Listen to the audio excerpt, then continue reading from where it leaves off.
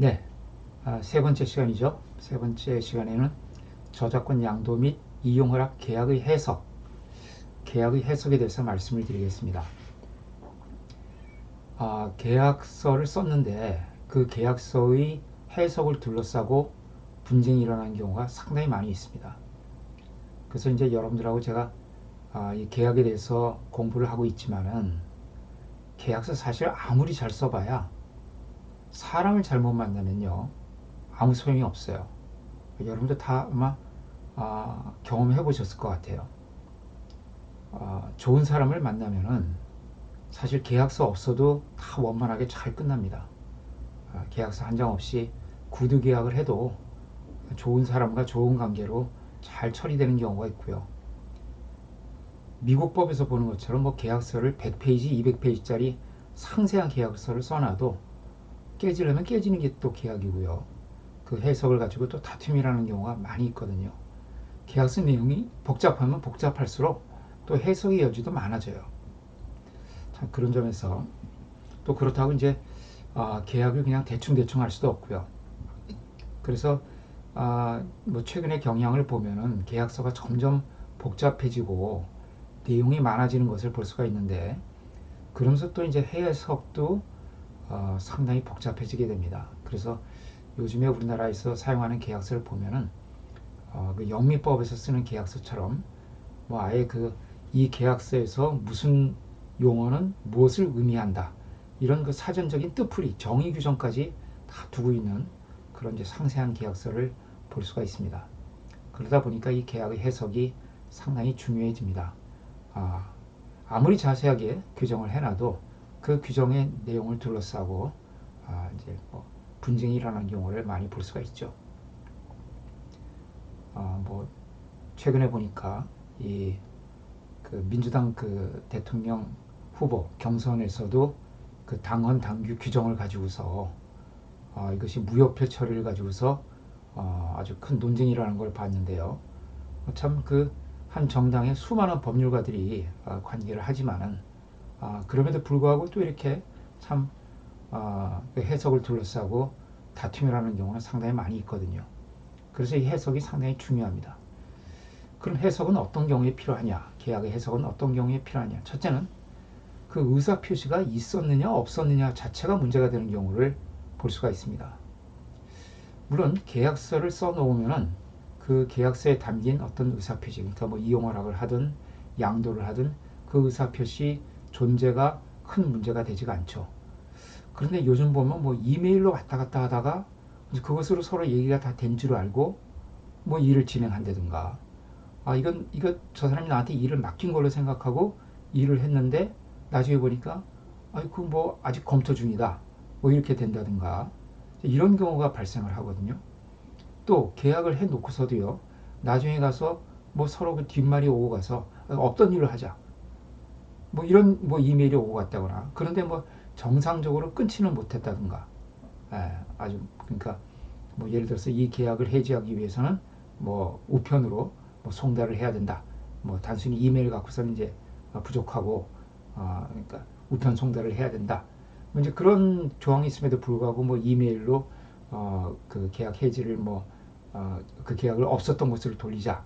뭐 이제 이런 그 대화가 오고 가는 이제 그런 경우가 있을 수가 있거든요. 그래서 아예 처음부터 이런 그 이용 허락이면 이용 허락, 양도면 양도, 이런 의사표시 자체가 있었는지 없었는지 자체가 문제가 되는 경우가 있다는 것이죠. 두 번째로는 그 계약서든 뭐 이메일은 우리가 뭐 반드시 문서로 계약을 해야만 계약이 체결되는 것이 아니라 구두 계약도 얼마든지 성립할 수가 있죠. 구두 계약이라고 해서 서면에 의한 계약과 효력상 아무런 차이가 없습니다. 다만 서면으로 해놓으면은 이제 분쟁이 생겼을 때 입증하기가 편하다는 것이죠. 입증의 편의를 위해서, 증명의 편의를 위해서 우리가 서면을 작성하는 것이지, 반드시 이 저작권과 관련된 계약을 서면으로 작성해야 될 필요는 없죠. 어, 그럴 때 뭐 서면으로 계약을 했든 아니면 이메일로 그냥 오고 가는 과정을 통해서 계약이 성립이 됐든 아니면 구두 계약을 했든, 그때 그 계약을 하면서 나타났던 어떤 표시, 의사 표시가 다의적인 경우, 그 의미가 여러 가지로 해석될 수 있다는 것이죠. 아니면 의미가 상당히 불확정 개념으로 되어 있는 경우. 예컨대 우리 이제 계약서에 보면 뭐 상당한 기간 내에 통지해야 된다. 뭐 이런 문구들. 또 정당한 사유가 있으면 해지할 수 있다. 또 최대한 협조해야 한다.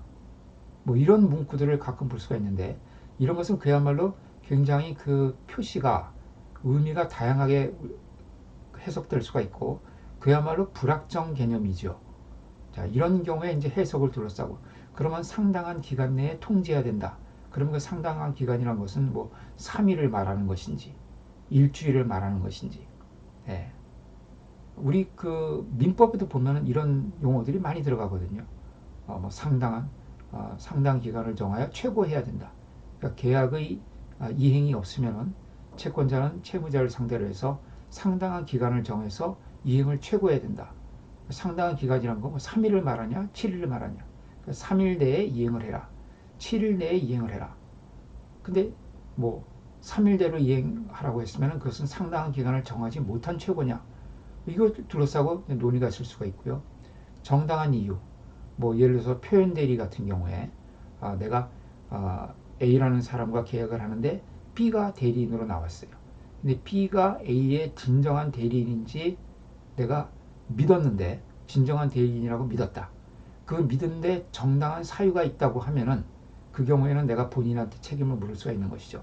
예를 들어서 본인의 인감증명을 갖고 왔다든가, 본인의 뭐 신분증과 이런 걸 다 카피하고 또 저금 통장과 그 다음에 거기다 비밀번호도 다 가지고 왔다. 이러면은 그 사람이 정당한 대리인이라고 믿을 만한 정당한 사유가 있는 것이죠.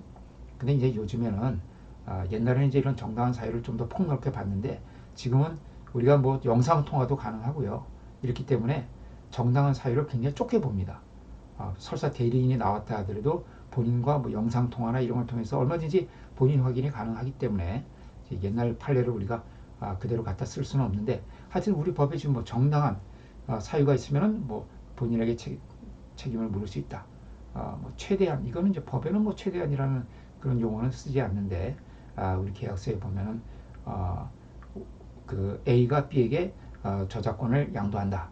그리고 이 양도에 대한 그 등록, 저작권 양도 등록이죠.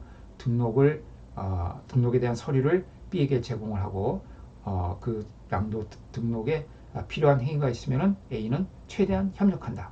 이제 뭐 이런 문구를 쓰는 경우가 있거든요.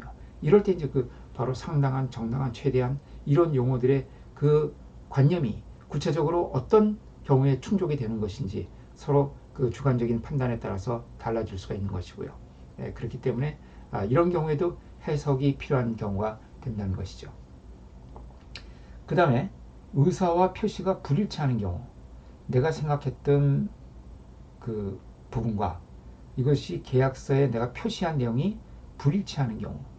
예를 들어서 나는 어떤 그 컨텐츠, 어떤 소설을 내가 출판하기로 하면서 인쇄를, 원고료를 내가 100만 원을 지급할 생각을 가졌어요. 100만 원을 지급할 생각을 가졌는데 계약서에는 100만 불이라고 썼다. 네, 달러를 쓴 거죠. 또는 뭐 100만 앵을 썼다. 자, 뭐 원과 달러를 갖고 이렇게 뭐 헷갈리는 경우는 거의 없지만은, 이 달러 중에서도 뭐 홍콩 달러, 호주 달러, 캐나다 달러 이런 것들은 가끔 헷갈리는 경우가 있습니다. 그래서 나는 이것은 미화 백불로 생각을 했는데 상대방은 뭐 다른 개념으로 캐나다 그 달러 뭐 백불 뭐 이렇게 생각을 했다든가, 아니면은 미화 백불이란 걸 생각하면서 캐나다 백불을 이렇게 잘못 썼다든가, 아니면 홍콩 달러 개념으로 생각하면서 그냥 홍콩이란 말을 안 쓰고 그냥 백불이라고 써놓으니까 미화로 이해가 되는, 객관적으로 볼 때 이제 그런 경우, 이렇게 내가 생각했던 의사와 실제 계약서나 구두로 나타난 그 표시가 불일치하는 경우에도 해석이 필요합니다. 그럴 때 그러면은 이 사람이 생각한 걸 우선으로 해줄 것인지, 아니면 계약서에 표시된 것을 우선으로 해줄지, 어느 쪽이 옳으냐를 따질 때 이제 해석이 필요하게 되는 것이죠. 그 해석은 이제 그동안에 있어왔던 모든 교섭 과정이라든가, 또 이 사람이 평소에 받아왔던 원고료라든가, 이런 것을 이제 종합적으로 고려를 해서 해석을 하게 되겠죠. 여기서 실제 이 사람이 100불이라고 썼지만은 이것은 홍콩 달러 100불을 의미하는 것이다. 뭐 이렇게 해석을 해줄 수가 있는 것이죠. 계약서 표시와 다르게. 또는 아니면 표시와 그냥 표시 그대로 해석을 해주든가. 그 다음에 숨은 불합의, 당사자가 생각한 개념과 객관적 개념이 다른 경우. 요거는 이제 지금 말씀드린 요 3번과 같은 경우도 있을 수가 있고요. 또 이제 특별히 이런 경우입니다. 매절을 이용하라고 생각한 경우. 매절이라는 것은 이제 출판에 종사하시는 분들은 아주 익숙한 그런 용어죠. 매절이란 것은 보통 아예 어떤 소설이나 뭐 시 이런 것을 출판을 할 때 인세를 지급하는 것이 아니라 판매 부수에 따라 인세를 지급하는 것이 아니라 아예 한꺼번에 원고료 명목으로 한꺼번에 그냥 많은 돈을 지급하고 그냥 그 원고를 사오는 것이죠. 근데 옛날에 많이 있었다 그래요. 그냥 옛날에 그 가난한 뭐 시인들 이름이 널리 알려지지 않은 시인들이 그냥 당장 급하니까 이 출판사에다가 그냥 원고료를 받고 그러니까 인세는 뭐 이 책이 나갈지 안 나갈지 전혀 지금 예상할 수 없고 또 내가 그 신인 이어서 유명한 시인도 아니어서 책이 나갈 것을 장담할 수 없는 경우에 그냥 원고료 받고서 그냥 원골 이 컨텐츠에 대한 시나 소설에 대한 그 저작권을 모두 양도해 버리는 이런 것을 이제 우리가 흔히 매절이라고 하고요. 지금도 매절은 우리 출판사에서 많이 사용되고 있죠.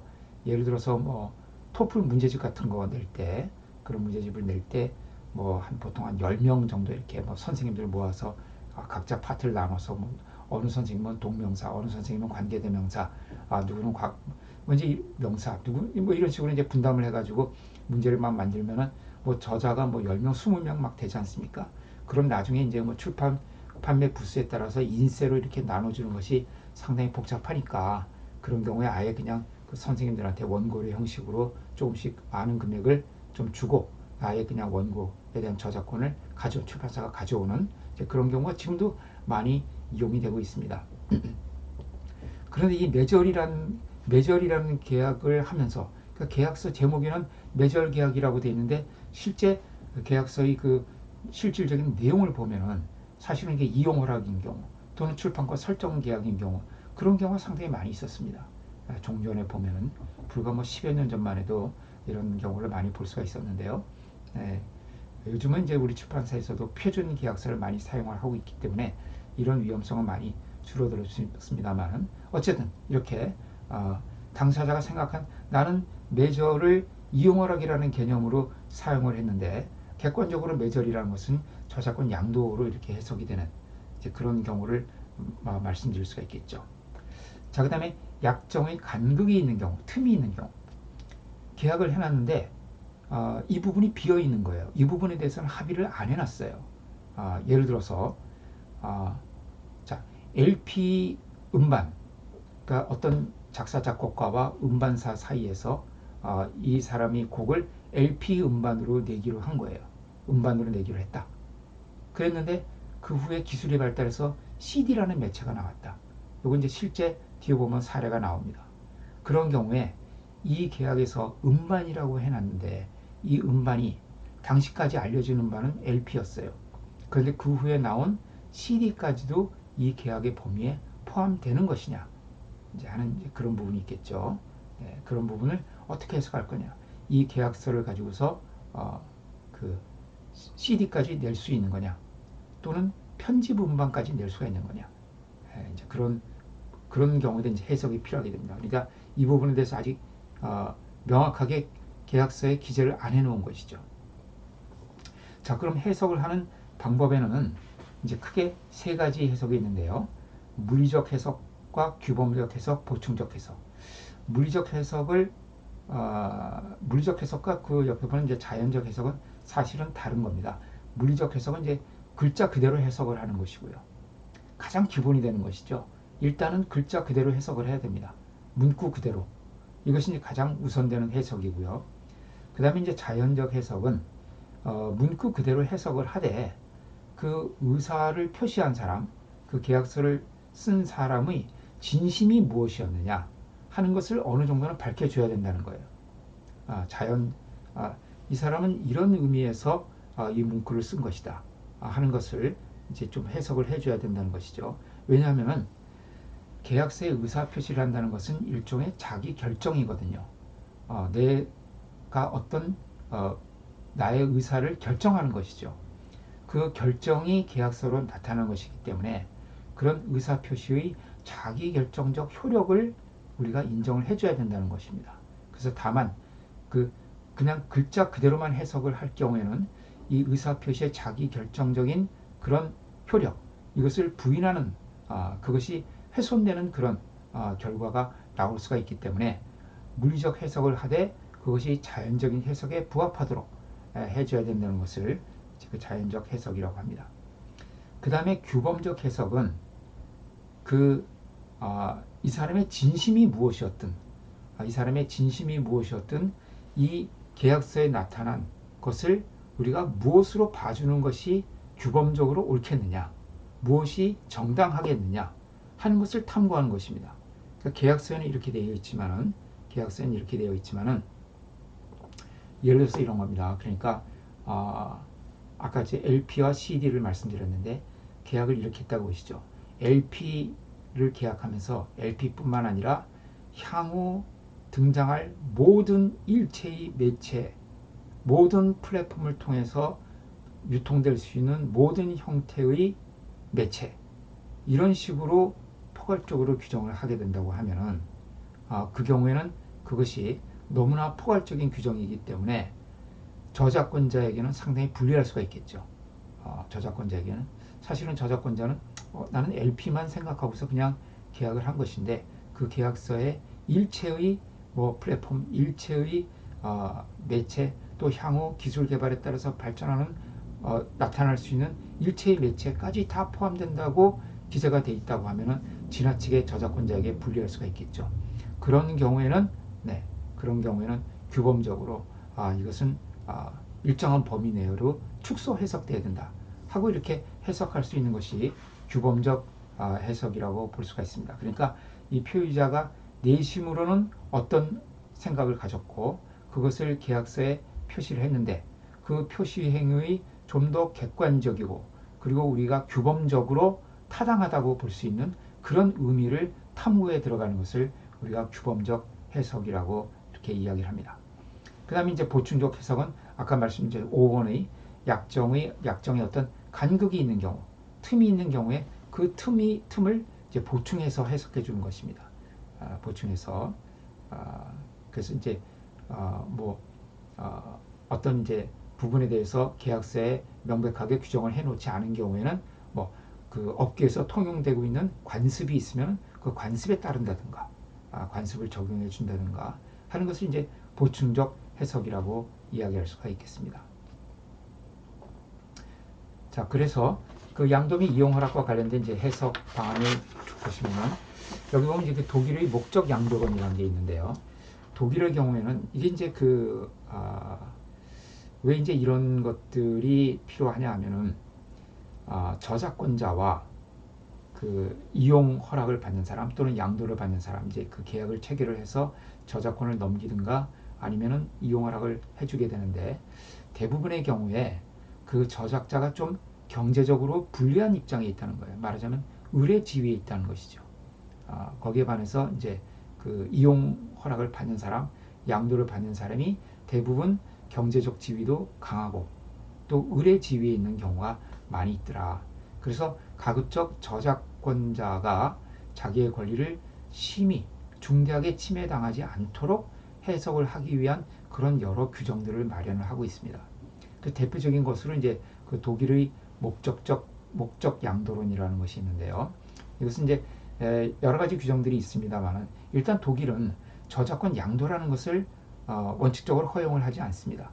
저작권 양도라는 것을 그냥 이용허락, 어떤 범위 내에서의 이용허락을 원칙으로 하고 있고요. 특별히 또 독일 저작권법 31조 사항에서는 알려지지 않은 저작물의 이용 방법, 그러니까 아까 말씀드린 대로 지금 LP에 대해서 계약을 하고 있는데 CD는 그때까지 그 계약 당시에는 알려지지 않은 그런 매체였어요. 그런 알려지지 않은 저작물의 이용 방법을 위한 이용권의 부여 및 의무 부담 행위는 무효다. 다시 말하면은 LP를 가지고 계약을 하면서 혹시 LP 이외의 매체가 나올지 모르니까 LP, 기타 향후 등장하는 일체의 매체 이런 식으로 계약하는 것은 무효라는 거예요. 예. 우리나라에는 이제 그런 계약이 많이 있죠. 그래서 그것을 이제 포괄적 유보 규정이라고 하는데, 예. 그래서 독일의 경우에는 이런 31조 사항을 두어서 저작자에게 권리가 유보되어 있다. 설사 이런 그 포괄적으로 이렇게 양도할 수는 없고 그런 그 현재까지 알려지지 않은 이용 방법 이런 것에 대해서는 저작권자에게 저작자에게 권리가 유보되어 있는 것으로 이렇게 보는 것을 원칙으로 하고 있습니다.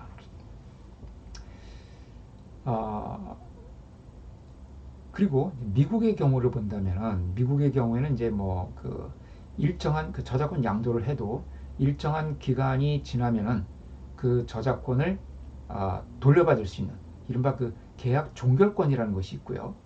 이제 각 나라마다 조금 틀립니다.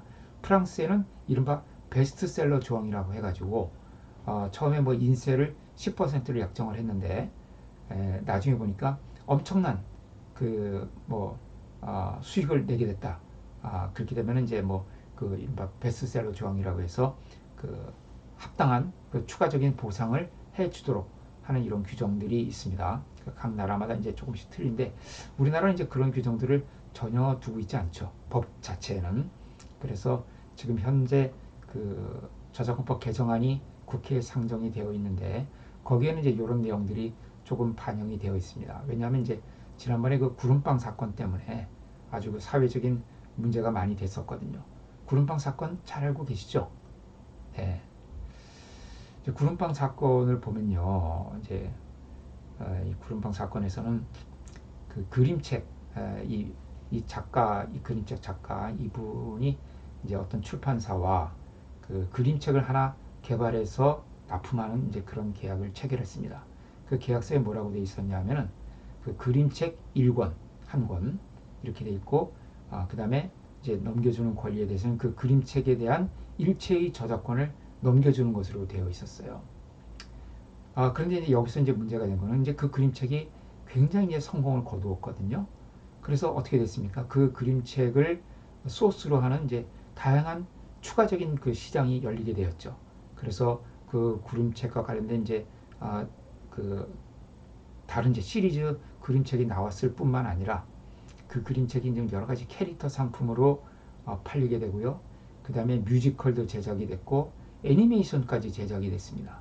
그래서 굉장히 많은 그 수익을 이 출판사가 벌어들이게 됐는데 정작 이 작가는 그 이제 이른바 그 저작권을 다 넘기면서 1,000만 원을 이제 받기로 했어요.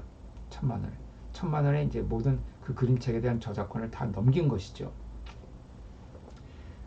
근데 이제 나중에 그 수익이 굉장히 많이 나니까 출판사에서 그 이른바 이제 그 보너스라고 해가지고 800만 원 정도를 더 지급을 했더라고요.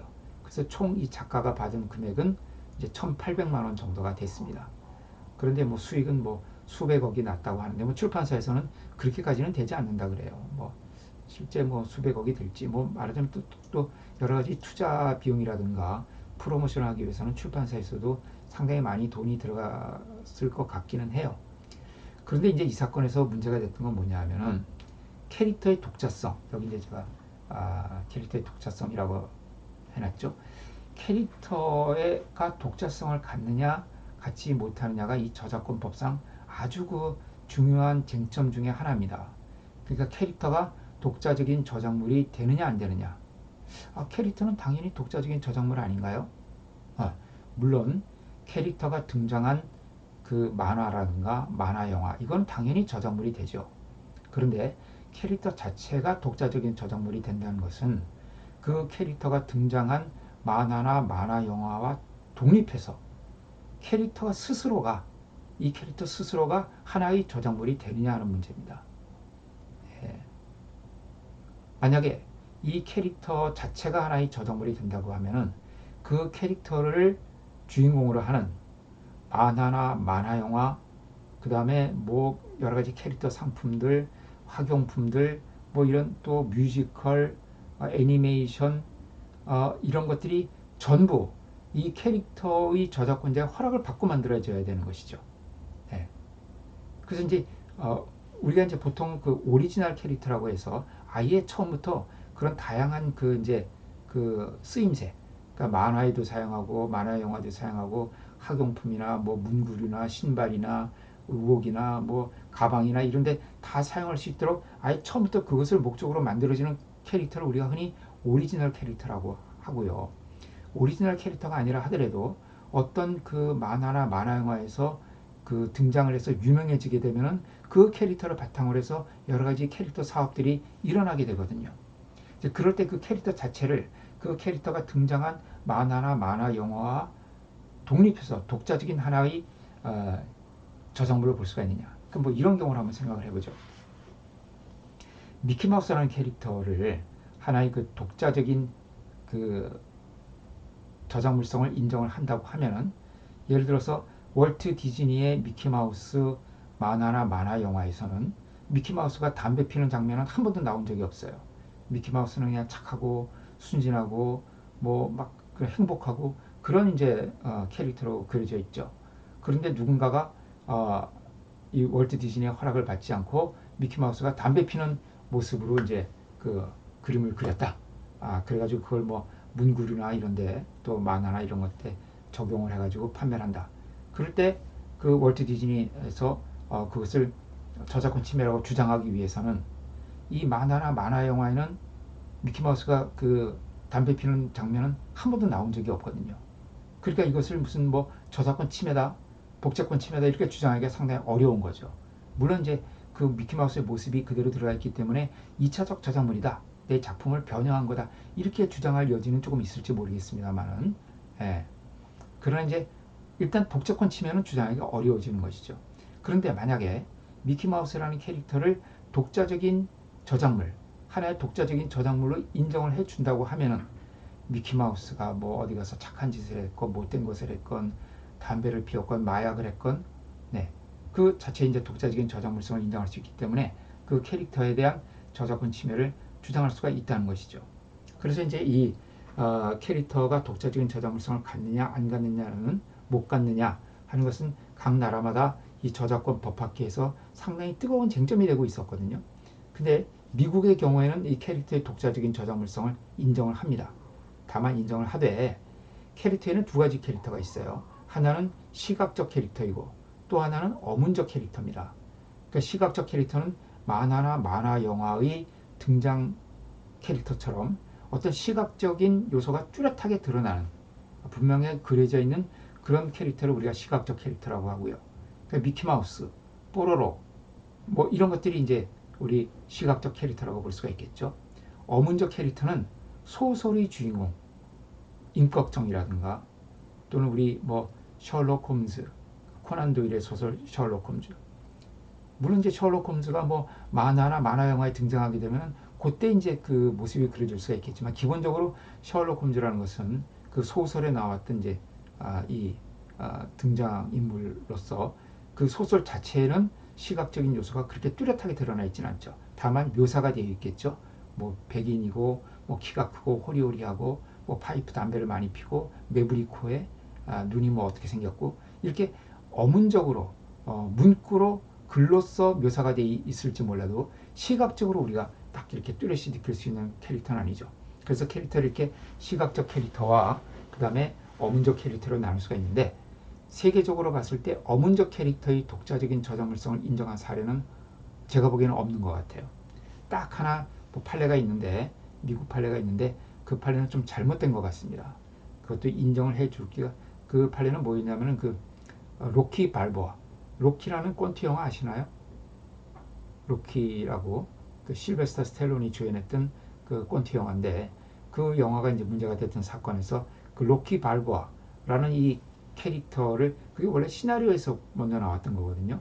이 캐릭터의 독자적인 저작물성을 어문적인 캐릭터의 독자적인 저작물성을 인정한 사례가 유일하게 제가 알고 있는 유일한 사례인데요. 사실은 그건 좀 잘못된 판결로 보여집니다. 그래서 제가 제 책에는 좀 반대 의견을 좀 적어놨는데 어쨌든 어문적 캐릭터의 독자적인 저작물성을 인정한 사례는 현재로서는 거의 찾아볼 수가 없고요. 그러나 시각적 캐릭터에 대해서는 미국은 인정을 하고 있습니다. 반면에 같은 캐릭터 강국인데 일본은 또 인정을 하지 않아요. 캐릭터의 독자적인 저작물성을 인정을 하지 않고 캐릭터는 그것이 등장한 만화나 만화 영화를 보여주는 것으로 충분하다 하는 것이 이제 그 일본의 입장입니다. 그래서 일본에서는 그 뽀빠이 만화 사건에서 이 캐릭터의 독자적인 저작물성을 부정을 했습니다. 우리나라는 어떠냐? 우리나라는 시각적 캐릭터에 대해서는 독자적인 저작물성을 인정을 했습니다. 이제 그것이 실황야구라는 야구 게임, 그 게임에 등장하는 그 캐릭터들, 이제 그 아주 그 이등신으로 된 아주 이렇게 귀엽게 생긴 캐릭터들이에요. 그것의 그 독자적인 저작물성을 인정을 했거든요. 그래서 이제 그 게임에 등장하는 캐릭터가 있는데 그 캐릭터를 흉내를 낸 이제 다른 게임의 경우에 게임 자체는 다르지만 그 캐릭터가 동일하게 쓰인 것에 대해서 저작권 침해를 인정한 사례가 있습니다. 그런데 이제 구름빵 사건에서 뭐가 문제가 됐냐면은 아까 말씀드린 것처럼 계약서에 뭐라고 썼습니까?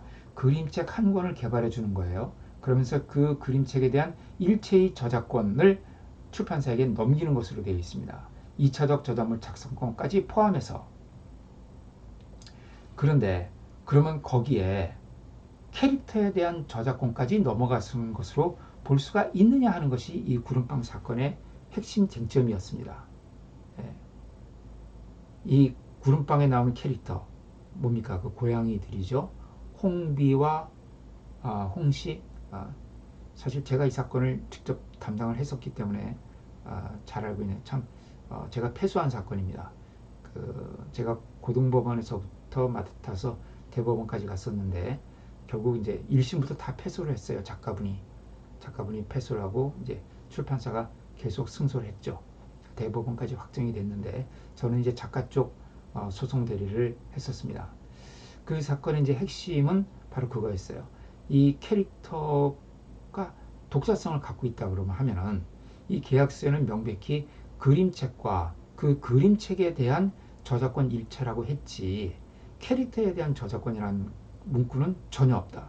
그런데 이 캐릭터는 우리나라 대법원 판례에 의하면은 시각적 캐릭터에 대해서는 적어도 그 독자적인 저작물성을 인정하고 있기 때문에 이 그림책에 대한 저작권과 캐릭터에 대한 저작권은 별개로 봐야 된다는 것이 이제 작가 쪽의 주장이었습니다. 작가 쪽의 주장이었고 이제 반대로 이제 그 출판사에서는 그 그림책에 대한 일체의 권리라고 한다면은 거기에 대해서는 이 그림책의 핵심이라고 할 수 있는 캐릭터에 대한 저작권이 포함된다고 봐야 된다는 것이죠. 네. 결국 1심, 2심 대법원 모두 이 작가의 주장은 받아들이지 않았고요. 그리고 이제 출판사에 손을 들어주었습니다.